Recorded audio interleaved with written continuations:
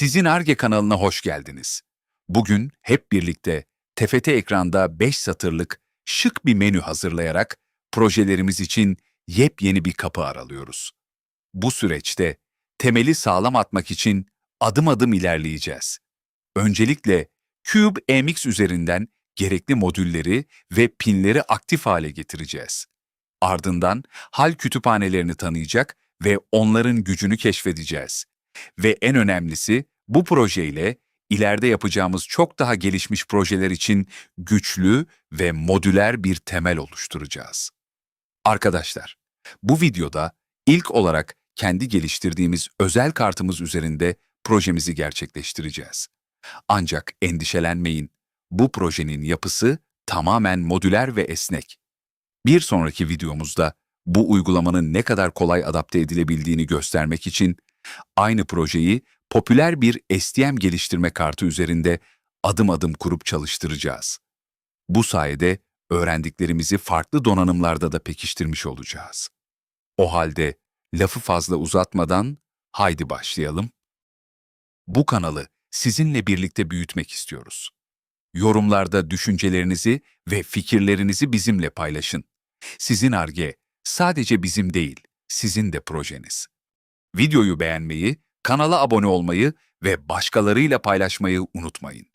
Desteğiniz bizim için çok değerli. Haydi başlayalım. Hazırız. Şimdi masaüstümüzdeki STM32 CubeID kısa yoluna çift tıklayarak yepyeni bir proje oluşturma serüvenimize ilk adımı atalım. Programımız başarıyla açıldı. Şimdi sol üst köşede bulunan File, yani dosya menüsüne tıklayarak yeni bir projeye başlayacağız. Açılan menüden sırasıyla New seçeneğine geliyoruz ve ardından STM32 Project seçeneğine tıklıyoruz. Bu adımla işlemcimizi seçeceğimiz ve projemizin temelini atacağımız yeni pencere açılacak. Karşımızda projemizin en temel adımı olan işlemci seçim ekranı var. Burayı bir araba galerisi gibi düşünebilirsiniz. Galeride binlerce araç var ama biz sadece kendi istediğimiz modeli bulup seçeceğiz. Sağ üst köşedeki arama kutusuna kullanacağımız işlemcinin tam adını, yani STM32EF370-3RCT yazıyoruz. Program yazdığımız isme en uygun işlemciyi hemen karşımıza getirecek. Gördüğünüz gibi doğru işlemci modelimiz listelendi. Onu seçip sağ alttaki Next butonuna tıklayarak bir sonraki adıma geçiyoruz. Şimdi projemize bir isim vereceğimiz sayfadayız. Tıpkı her yeni doğan bebeğe bir isim vermek gibi. Projemize de akılda kalıcı ve anlamlı bir isim vererek onu hayata başlatıyoruz. Ben buraya Joy-TFT-Menu yazıyorum.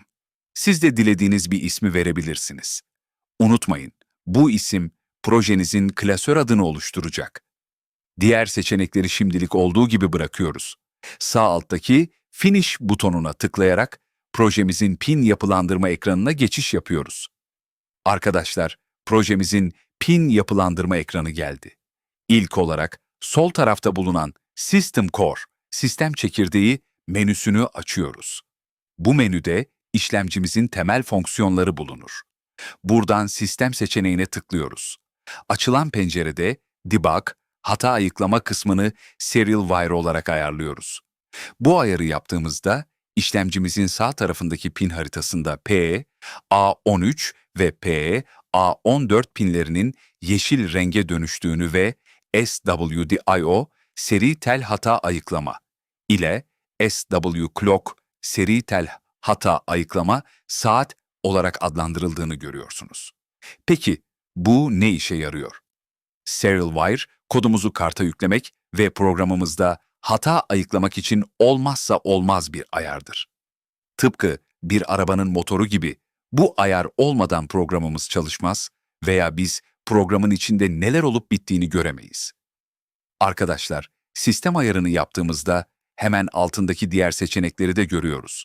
Özellikle System Wake Up 1 ve System Wake Up 2 kutucuklarının işaretli olmadığını görüyorsunuz. Bunlar işlemcinin uyku modundan uyanmasını sağlayan özel pinlerdir. Bizim projemizde Şu an için bir uyku modu kullanmayacağımızdan bu ayarları olduğu gibi bırakıyoruz. Bir diğer önemli kısım ise Time Based Source, zaman kaynağı ayarı. Burada System Tick seçili.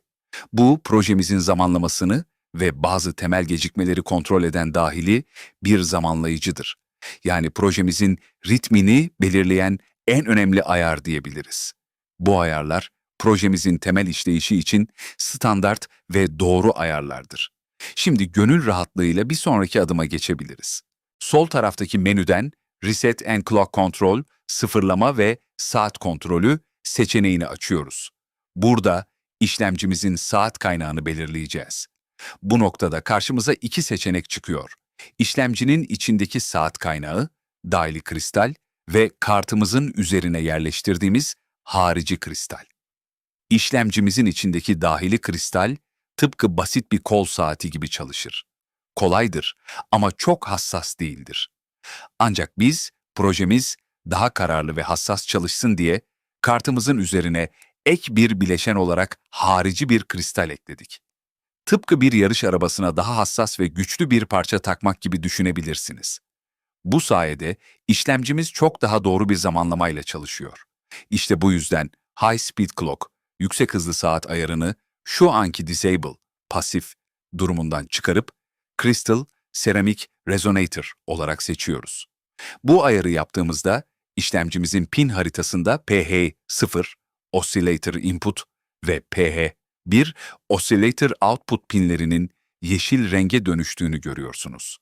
Bu da harici kristalimizin başarıyla aktif hale geldiği anlamına geliyor. Bu eklemeyle projemizin temeli için en doğru saat kaynağını seçmiş olduk. Arkadaşlar, Reset and Clock Control, sıfırlama ve saat kontrolü.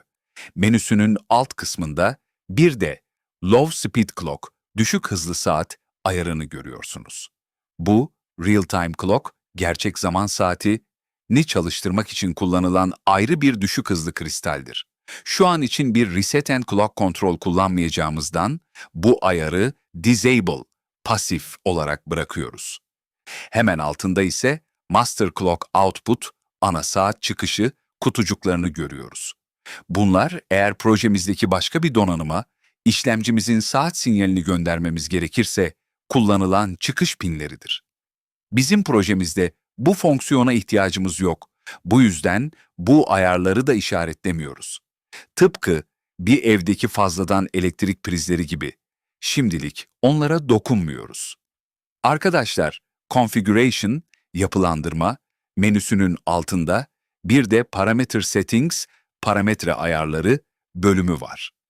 Bu kısım, yaptığımız her ayarın daha detaylı ve gelişmiş parametrelerini içerir. Ancak bu projemiz için standart ayarlarımız yeterli. Tıpkı bir arabanın fabrika çıkışı ayarları gibi, bu varsayılan ayarlar da bizim için en uygun ve stabil olanıdır. Bu yüzden bu menüye şu an için dokunmuyoruz ve olduğu gibi bırakıyoruz. Arkadaşlar, karşımızda oldukça karmaşık görünen Clock Configuration, saat hızları yapılandırması ekranı var. Burası, işlemcimizin tüm birimlerinin hızını ayarladığımız kontrol paneli gibi. Bu ekranda çok fazla detay olsa da biz izleyiciyi gereksiz bilgiyle boğmadan projemize özel olarak 8 MHz'lik harici kristalimizle işlemcimizi maksimum hızda çalıştıracak ayarları seçeceğiz. Eğer input frequency, giriş frekansı kısmında başka bir değer görüyorsanız buraya 8 yazıyoruz. İşlemcimizi bu kristal ile en yüksek hızda çalıştırmak istiyoruz. Bu işlemcimiz için en yüksek hız 72 MHz. Şimdi HCLK Advanced High Performance Bus Clock AHB saati kutusunu buluyoruz. HCLK yani AHB saati işlemcimizin kalbinin atış hızını yani ana çalışma frekansını belirler. Kutunun altında maksimum hız olarak 72 MHz yazdığını göreceksiniz. Bu kutucuğun içine 72 yazıp Enter'a basıyoruz. Sistem, otomatik olarak 72 MHz'e ulaşmak için gerekli olan tüm ayarları kendi yapacağını söyleyen bir uyarı kutusu çıkaracak. Karşımıza çıkan No Solution Found başlıklı bu uyarı ekranında sistemin bizim için en uygun ayarları bulmasını sağlamak üzere OK seçeneğine tıklıyoruz. Gördüğünüz gibi program tüm ayarları bizim yerimize yaptı ve saat hızlarımız otomatik olarak 72 MHz'e ayarlandı. Bu ayarlar projemiz için en uygun ve en kararlı ayarlardır.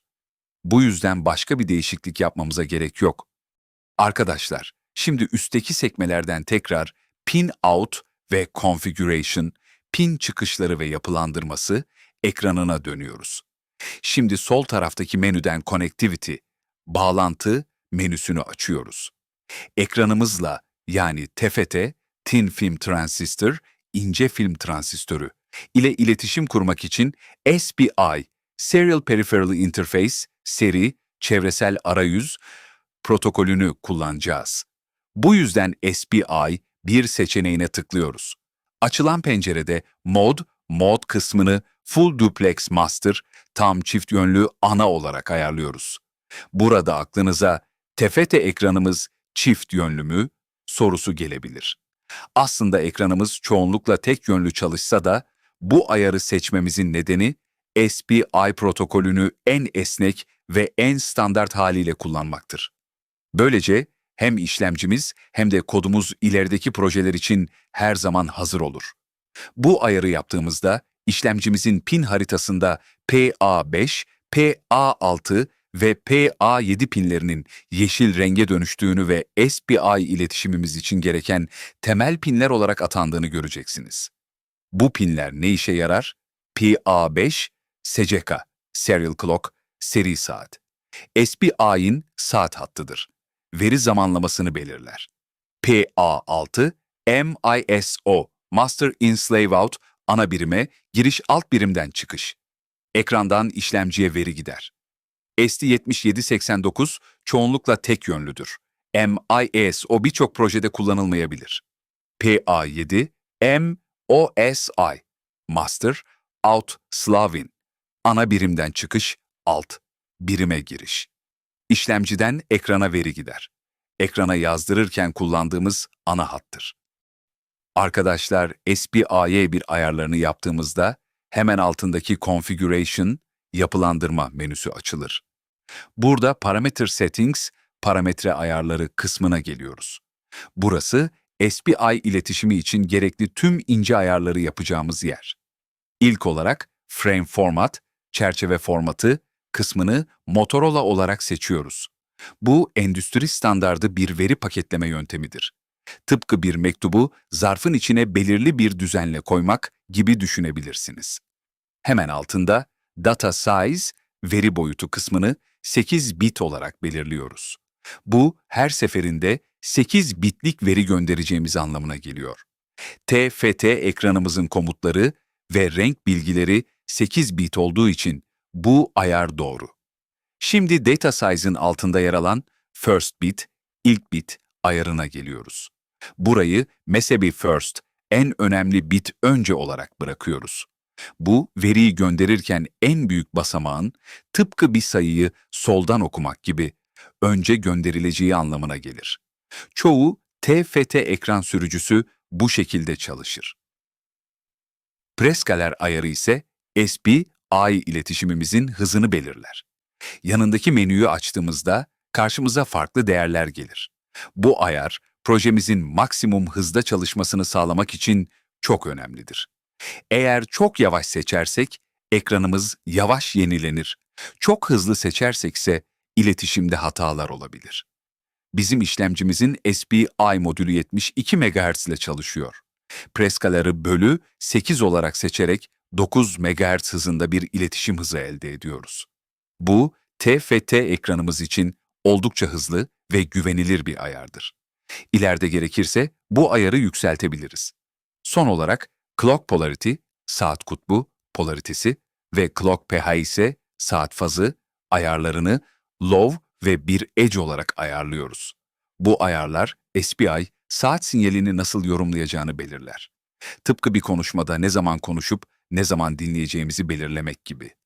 En altta ise Advanced Parameters, gelişmiş parametreler kısmını görüyoruz. Bu bölüm ESP, A'ya çok daha nadiren kullanılan ve spesifik durumlar için tasarlanmış, gelişmiş ayarlarını içerir. Bizim projemiz için bu ayarları değiştirmemize gerek yok. Bunlar bir arabanın motorunun çok derin teknik ayarlarına girmek gibidir. Şimdilik varsayılan değerler bizim için yeterli. Arkadaşlar, şimdi ekranın tam ortasında yer alan işlemcimizin pin haritasına geliyoruz. TFT ekranımızı kontrol etmek için 3 adet GPIO, General Purpose Input Output, genel amaçlı giriş çıkış pinini ayarlamamız gerekiyor. Şimdi sırasıyla Port B 0, Port B 1 ve Port B 2 pinlerine tıklıyoruz. Her tıkladığınızda açılan menüden GPIO Output seçeneğini seçiyoruz. Output yani çıkış seçmemizin sebebi işlemcimizin bu pinler üzerinden ekrana sinyal gönderecek olmasıdır. Bu pinleri seçtikten sonra her bir pinin üzerine gelip fareyle sağ tıklıyoruz. Açılan menüden Enter User Label, kullanıcı etiketi gir seçeneğine tıklayıp isimlendirme kutucuğuna istediğimiz ismi yazıyoruz. Port B 0 pinimiz için TFT Alt-RST ismini veriyoruz. Bu pin, ekranı sıfırlayacağımız reset, sıfırlama pini olacak. Port B1 pinimiz için TFT Alt-C ismini veriyoruz. Bu pin, ekrana gönderdiğimiz verinin bir komut mu, yoksa bir renk bilgisi mi olduğunu söyleyeceğimiz DC, Data Command Veri Komut pini olacak. Port B2 pinimiz için ise TFT Alt-CS ismini veriyoruz.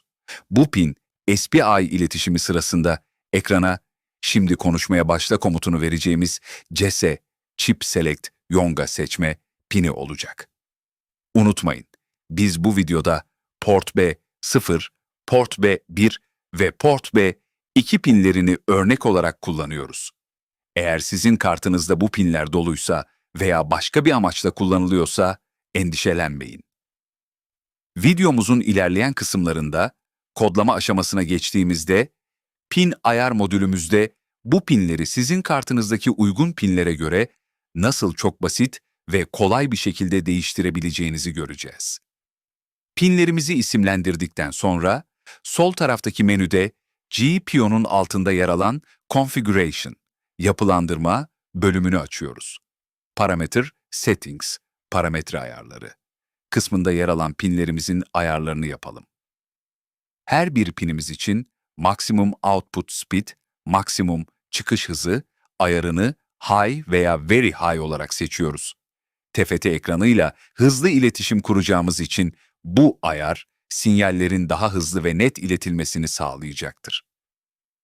Şimdi Pull Up, Pull Down ayarını No Pull Up and No Pull Down olarak bırakıyoruz. Çünkü pinlerimizi doğrudan işlemcimiz kontrol ediyor. Bu noktada Pull Up ve Pull Down dirençlerinin ne işe yaradığını kısaca açıklayalım. Bu özellikle dijital elektronikte çok temel ve önemli bir konudur.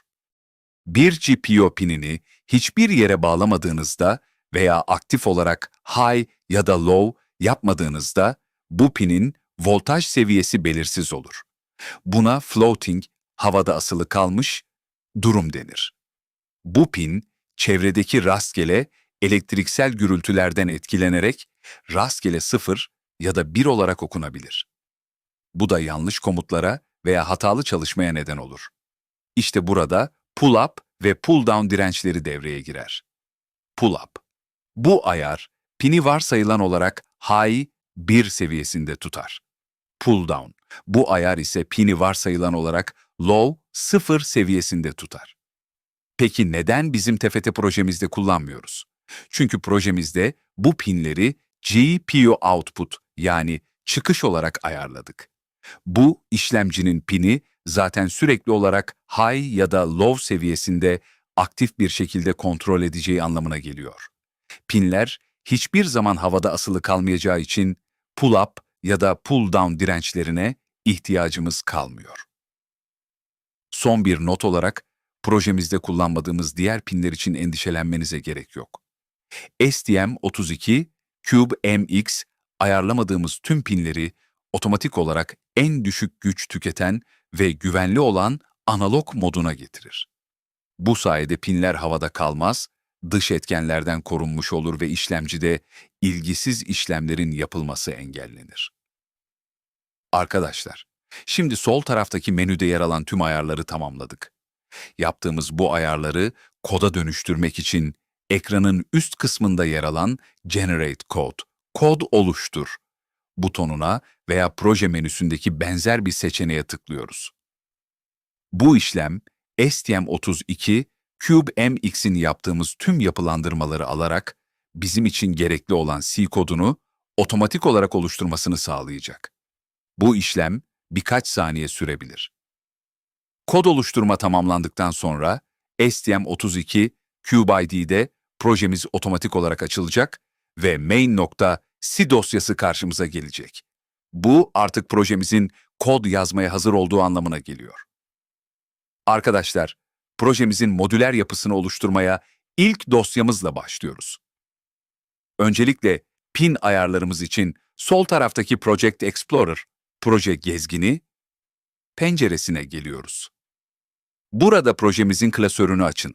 Core klasörünün altında Include, başlık dosyaları .h ve Source, kaynak kodları .c adında iki klasör göreceksiniz. Şimdi Include klasörüne sağ tıklayın. Açılan menüden sırasıyla New, Yeni ve Header File, başlık dosyası seçeneklerine tıklayın. Karşınıza çıkan pencerede dosya adı olarak config.pins.h yazın ve Finish, Son butonuna tıklayın. Dosyamız artık oluşturuldu. Şimdi size verdiğim kod bloğunu bu yeni dosyanın içine yapıştırabilirsiniz. Arkadaşlar, şimdi sırada fonts.h dosyası var. Bu dosya, TFT ekranımızda metinleri gösterebilmek için kullanacağımız yazı tiplerinin, fontların tanımlarını ve yapılarını içerecek. Daha önce yaptığımız gibi Core Include klasörüne fonts.h adında yeni bir dosya oluşturun ve size verdiğim kod bloğunu içine yapıştırın. Arkadaşlar, şimdi sırada menu.h dosyası var. Bu dosya menü yapımızı, menü elemanlarını ve bunlara ait fonksiyonları için kullanacağımız tanımları ve yapıları içerecek. Daha önce yaptığımız gibi Core, Include klasörüne menu.h adında yeni bir dosya oluşturun ve size verdiğim kod bloğunu içine yapıştırın. Arkadaşlar, şimdi sırada TFT ekranımızın sürücü başlık dosyası olan TFT alt-driver.h var. Bu dosya, TFT ekranını kontrol etmek için kullanacağımız tüm fonksiyonların ve komutların tanımlarını içerecek. Daha önce yaptığımız gibi Core Include klasörüne TFT alt-driver.h adında yeni bir dosya oluşturun ve size verdiğim kod bloğunu içine yapıştırın. Arkadaşlar, şimdi TFT alt-driver.h dosyasındaki fonksiyonların içini dolduracağımız TFT alt-driver.c dosyamızı oluşturalım. Tıpkı daha önce yaptığımız gibi, sol taraftaki Project Explorer, proje gezgini, penceresinde projemizin klasörünü açın. Core klasörünün altındaki Source klasörüne gelin. Bu klasöre sağ tıklayıp sırasıyla New, Yeni ve Source File, kaynak dosyası seçeneklerine tıklayın. Karşınıza çıkan pencerede dosya adı olarak TFT alt-driver.c yazın ve Finish, Son butonuna tıklayın. Dosyamız artık oluşturuldu. Şimdi size verdiğim kod bloğunu bu yeni dosyanın içine yapıştırabilirsiniz. Arkadaşlar, şimdi sırada fonts.c dosyası var. Bu dosya, fonts.h dosyasında tanımladığımız her bir yazı tipinin, fontun, gerçek piksel verilerini içerecek. Yani her bir harfin ekranda nasıl görüneceğinin detaylı bilgisini burada tutacağız. Daha önce yaptığımız gibi Core Source klasörüne fonts.c adında yeni bir dosya oluşturun ve size verdiğim kod bloğunu içine yapıştırın. Arkadaşlar, şimdi main.c dosyasındayız. Bu dosya projemizin kalbidir. Tüm donanım ayarlarının başladığı ve programımızın ana döngüsünün çalıştığı yer burasıdır. Öncelikle sol taraftaki Project Explorer, proje gezgini penceresinde Core klasörünün altındaki Source klasörüne gelin ve main.c dosyasını açın. Bu dosyayı incelediğinizde İçinde hem bizim yazacağımız kodlar hem de STM32, CubeMX tarafından otomatik olarak oluşturulmuş kodlar bulunduğunu göreceksiniz. Bu dosyanın en önemli özelliği, User Code Begin ve User Code End şeklinde işaretlenmiş özel alanlar barındırmasıdır. Bu güvenli bölgeler sizin kendi kodlarınızı yazmanız için ayrılmıştır. Bu etiketlerin dışında kalan kodlar, CubeMX'te yapacağınız bir değişiklik sonrası silinebilir. Bu yüzden kendi kodlarımızı her zaman bu güvenli bölgeler arasına yazmalıyız. Dosyanın alt kısımlarındaki kodlar ise STM32, CubeMX programı tarafından otomatik olarak oluşturulur. Bu kodlar, mikro denetleyicimizin temel donanım ayarlarını, yani pinlerin hangi amaçla kullanılacağını veya işlemci hızını belirler. Bunlar projemizin sorunsuz çalışması için önemlidir ve değiştirilmemesi gerekir. Main.c dosyasının içeriğini genel hatlarıyla anlattık. Merak etmeyin, her farklı projede ilgili alanları daha detaylıca anlatacağız. Şu an için sadece gerekli olan kısımlara odaklandık ki bilgi kirliliği olmasın. Diez include tft alt-driver.h. Bu satır, derleyiciye tft alt-driver.h dosyasında tanımlı olan fonksiyonları, örneğin tft alt-init gibi kullanacağımızı bildirir. Bu, tıpkı bir yemek tarifi kitabını kullanarak bir yemek yapmak gibi düşünülebilir. Önce hangi tarifleri kullanacağınızı belirtmeniz gerekir. tft alt-init ve hspi1. Bu satırse, ana program döngüsü başlamadan önce, yani mikro denetleyici çalışmaya başladığında, ekranın gerekli donanım ayarlarını yapmasını sağlar. SPI arayüzü HSPI1 ile iletişim kurarak ekranı sıfırlar, renk modunu ayarlar ve diğer temel başlatma işlemlerini gerçekleştirir. Bu işlemi ana döngünün while bir dışında yapıyoruz ki program sadece bir kez başlarken bu ayarları yapsın ve gereksiz yere tekrar yapmasın. Şimdi ekranımızı başlatacak ve ona bir renk verecek kodları programın ana döngüsü while bir başlamadan hemen önceki kısım olan User Code Begin 2 ve User Code End 2 arasına yazacağız. Derleme, build, işlemi ve hata kontrolü. Derleme süreci, yazdığımız C kodunu çalıştırılabilir bir dosyaya dönüştürür. Bu işlem sırasında derleyici, kodumuzda yazım hataları, eksik tanımlamalar veya mantıksal tutarsızlıklar olup olmadığını kontrol eder. Derleme adımı, STM32, CubeID'nin sol üst tarafında yer alan çekiç simgesine tıklayarak derleme işlemini başlatın. Hata kontrolü. Derleme tamamlandığında, ekranın alt kısmında Problems veya Errors adında bir sekme belirecektir. Eğer kodunuzda bir hata varsa, bu sekmede listelenir. Hataları anlama, eğer bir hata alırsanız, hata mesajını dikkatlice inceleyin. Hata mesajları, genellikle sorunun ne olduğunu ve hangi satırda olduğunu gösterir. Bazen bir tek hata, başka birçok hatanın da kaynağı olabilir. Bu yüzden, listelenen hataların hepsini tek tek incelemek yerine, her zaman en üstteki ilk hatadan başlayarak ilerlemek en iyi yöntemdir. Programı entegreye yükleme. Şimdi sıra, derlediğimiz programı STM32 mikro denetleyicimize yüklemeye geldi. Bu adım, kodunuzun gerçek donanım üzerinde çalışmasını sağlar ve yaptığımız tüm işlemlerin sonucunu ekranda görmemize olanak tanır. Yükleme adımı.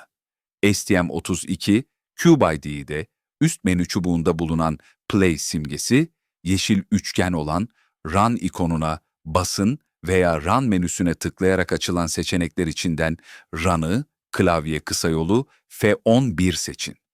Bu komut, derlediğimiz programı mikro denetleyicimize yükleyecek ve çalıştıracaktır. Hata ayıklayıcı ayarları. Yükleme işlemi başlamadan önce bir pencere açılabilir ve size hata ayıklayıcı debugger ayarlarını sorabilir. Bu aşamada genellikle herhangi bir değişiklik yapmanıza gerek yoktur. OK veya Continue gibi bir seçenekle devam edebilirsiniz. Yükleme süreci. ID programı entegrenize yüklemeye başlayacaktır. Bu işlem birkaç saniye sürebilir. Yükleme tamamlandığında kodunuz otomatik olarak çalışmaya başlayacak ve TFT ekranınızda belirlediğimiz renkler görünecektir. Eğer her şey yolunda giderse ekranınızda belirlediğimiz renkler geçidini ekranda görmeniz gerekir.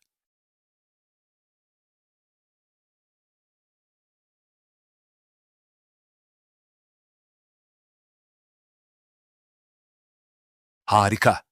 Ara test sürecini başarıyla tamamladık. Yükleme sonrası ekranda gördüğünüz renk geçişleri, TFT sürücümüzün ve donanım haberleşmesinin sorunsuz çalıştığını gösteriyor. Yani projemizin en kritik modüllerinden biri artık hazır. Şimdi test aşamasını geride bırakıp asıl uygulamamıza geçiş yapalım. Bunun için main.c dosyasındaki test amaçlı renk doldurma kodlarını kaldırıyor ve yerine ana menü sistemimizi ekrana çizdirecek olan menü Alt-Draw fonksiyonunu ekliyoruz. Değişiklikleri tamamladıktan sonra programımızı derleyerek kartımıza yükleyelim. Bu adımla birlikte projemiz bir test uygulamasından çıkıp interaktif, 5 satırlı bir menü arayüzüne sahip gerçek bir uygulamaya dönüşmüş olacak.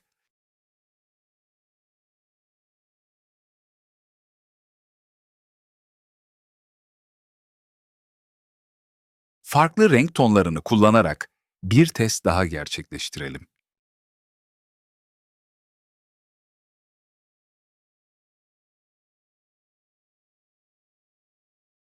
Bu videomuzun da sonuna geldik. Kendi kartımızda 5 satırlık menü programını çalıştırdık, renk testleriyle TFT sürücümüzü doğruladık ve menümüzü ekrana başarıyla yazdırdık. Bu bölümde yazdığımız tüm kaynak kodları GitHub'a yükledik. Dosyaların içinde, özellikle kritik yerlerde olmak üzere satır satır açıklama yorumları ekledik. Böylece adımları takip ederken neyin neden yapıldığını rahatça görebileceksiniz. Bağlantıyı video açıklamasında paylaştık. Ayrıca projeyi modüler kurguladık. Sürücü, font ve menü katmanlarını ayırdık. Böylece ileride farklı STM kartlarına geçerken yalnızca pin ayarlarını güncelleyerek aynı kodu kullanabileceğiz. Bir sonraki bölümde STM32 Cube MX üzerinden kart seçimini yapıp ayarları adım adım tamamlayacağız, SPI'yi etkinleştirip TFT pin ve modül yapılandırmalarını kuracağız. Sonrasında aynı menü sistemini bir STM geliştirme kartında çalıştırıp test edeceğiz. Bir sonraki bölümü kaçırmamak için abone olmayı ve bildirimleri açmayı unutmayın. Görüşmek üzere. Hoşça kalın.